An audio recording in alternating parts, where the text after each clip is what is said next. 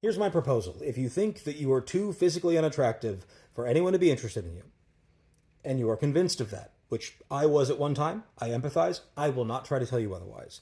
If you believe that is true, before sinking wholeheartedly into that belief, before accepting it as entire fact, I've got one more thing that I need you to try before giving up.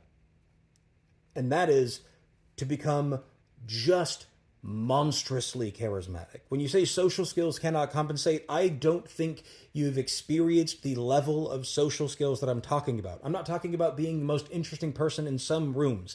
I'm talking about being such an astonishingly good conversationalist that the gap between you and the average second best person in the room is bordering on frightening.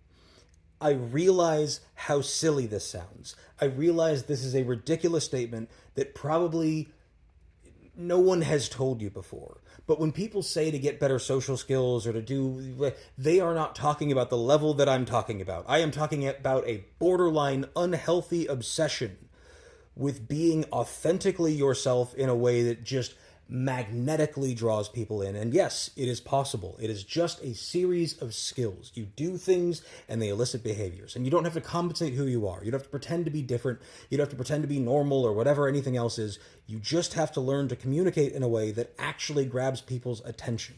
Because here's the thing, if you look at basically any dude who is like physically quite unattractive, but has a great dating life despite that, and I mean great in the sense that he like inspires genuine interest and affection, not women who just like want something from him, right? Basically every one of those guys is very charismatic. That is the through line that connects all of them.